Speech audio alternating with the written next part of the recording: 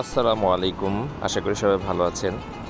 মাছি তাড়ানোর একটা বেশ ভালো একটা পদ্ধতি আমার কাছে খুবই ভালো লেগেছে। একটা মাছিও এই পদ্ধতি ব্যবহার করার কারণে এখানে পড়তে পারছে না। আমাদের দেশে দেখা যায় যে মাংস বিক্রি করে, কিন্তু মাংসের মধ্যে প্রচুর মাছি ওড়াউড়ি করে এবং এটা তাদের হাত দিয়ে তাড়াতে হয়। বাট এখানে এরা যে পদ্ধতিটা ব্যবহার করেছে খুবই সহজ এবং এখানে কোনো মাছি এখানে আসতে পারতেছে না। ব্যাপারটা আমার কাছে খুবই ভালো লাগছে। আলহামদুলিল্লাহ, আমি আছি মক্কাতে। এই জায়গাটা মক্কার খুবই কাছে, একটা পাহাড়ের উপর। এই পাহাড়ে ম্যাক্সিমাম হচ্ছে বাঙালিরা থাকে। তো এখানে এক বাঙালি ভাই এই মাংসটা বিক্রি করে এবং সে এই পদ্ধতিটা ব্যবহার করেছে। আমরা পাহাড়টা একটু ঘুরে দেখি। এইখানে আসলে মনে হয় না যে আমরা সৌদিতে কিংবা মক্কার কোনো একটা জায়গাতে আছি। একদম পুরো গ্রাম্য পরিবেশ। আমাদের গ্রামের কিংবা শহরের যে কোনো কাঁচা বাজার এরকম একটা ব্যাপার। আমাদের দেশের মতোই এখানে সব ধরনের সবজি পাওয়া যায়, মূলা থেকে শুরু করে টমেটো। এরপর আমাদের দেশে যে কাঁচা যে সবজিগুলো পাওয়া যায় কাঁচা বাজারে, সেই সবজি। ব্যতিক্রম হচ্ছে এখানে কিছু ভিন্ন ধরনের মাছ পাওয়া যায়। এই মাছগুলো অনেকগুলোই আমাদের দেশে আছে, আবার অনেকগুলো আমাদের দেশে হয়তো বা নাই। মাছ সম্পর্কে আমার একটু ধারণা কম। তো এখানে অনেক ধরনের মাছ আমি দেখলাম। কালো কোরাল একটা মাছ আছে, এই মাছটা আমি প্রথম দেখেছি এখানে। তো বেশ ভালো এবং খুব সুন্দর একটি জায়গা। মক্কাতে যদি কেউ আসে সবার এই জায়গাটা একটু ভিজিট করা উচিত এবং খুবই সুন্দর একটি জায়গা।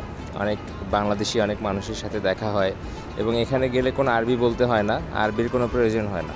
এখানে সবাই বাংলা বোঝে, বাংলা জানে এবং বাংলা দিয়েই মোটামুটি এখান থেকে ঘুরে আসা যায়।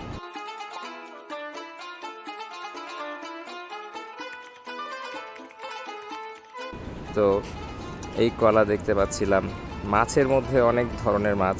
অবাক লেগেছে ফুচকা দেখে, ফুচকা পাওয়া যায়।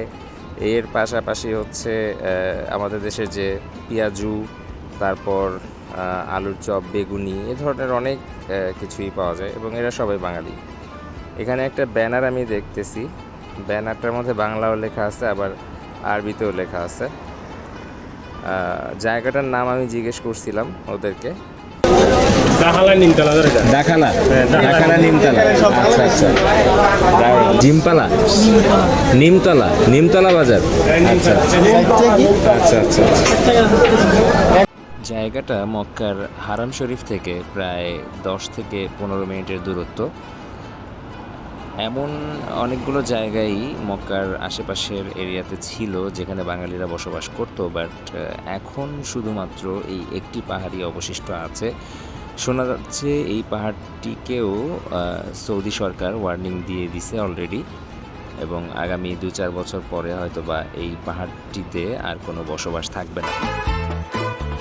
আমার কাছে এই পাহাড়টা ভালো লাগার পেছনে কয়েকটা কারণ আছে।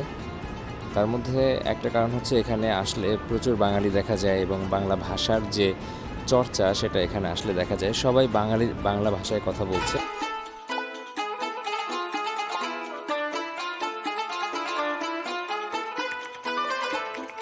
কাঁচা বাজার থেকে শুরু করে বাঙালি যে খাবারগুলো সেগুলো এখানে পাওয়া যায়। আরও অনেক কিছুই এই পাহাড়ে আছে, কিন্তু আমি আসলে সবগুলো ভিডিও করা হয় নাই, কারণ আমি প্ল্যান করে ভিডিওটা করি নাই। এমনি হঠাৎ করে গেছি, যাওয়ার পরে জায়গাটা ভালো লাগার কারণে আমি ভিডিওটা করলাম। তো আপনাদের কাছে যদি মনে হয় যে পাহাড়ের আরও ভিডিও আপনারা দেখতে চান, তাহলে অবশ্যই আমাকে জানাবেন, আমি চেষ্টা করব আর কি। সবাই দোয়া করবেন। আজকে এই পর্যন্তই। আসসালামু আলাইকুম।